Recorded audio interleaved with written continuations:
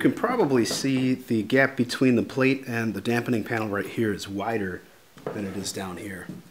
So this is a problem. I'm going to reposition this rod, which supports the dampening panel.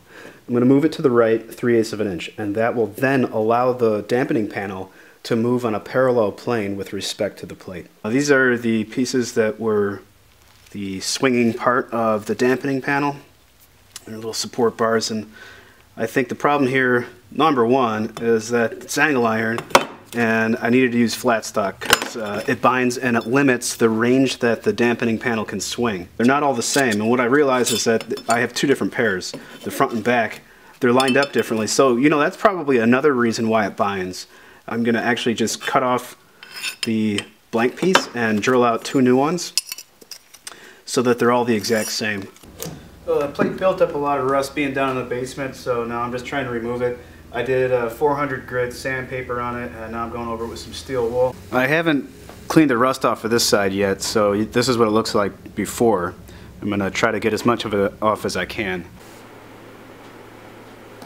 So I have a little bit of abrasive compound, and I'm just doing a final buff of the whole thing. Then I'll wipe it clean and oil it.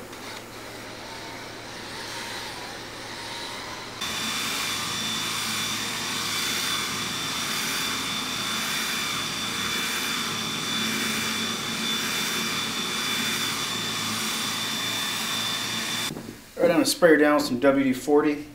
If you have Tri-Flow, that might actually work better. I just happen to have this can of WD-40 laying around, so this will work. We're going to just coat the plate so that it prevents rust from forming. That's good enough.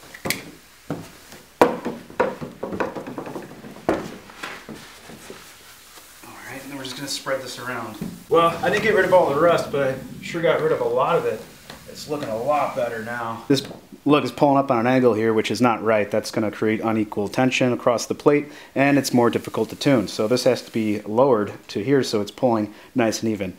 And the four that are the outer side ones that are pulling are all like this. That will require removal of the plate.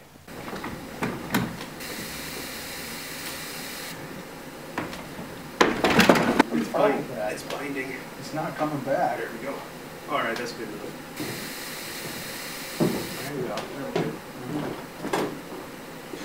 Thank you. This was the original plate that I had the driver mounted on, and it's 16 gauge steel. I feel like it's fairly flimsy. I can bend it with my hands, so I felt there was probably some reflex action going on whenever the driver was active. I think the right thing to do here is to use thicker steel for mounting the driver on. So I have some much thicker stock right here. I'm going to cut a new plate out.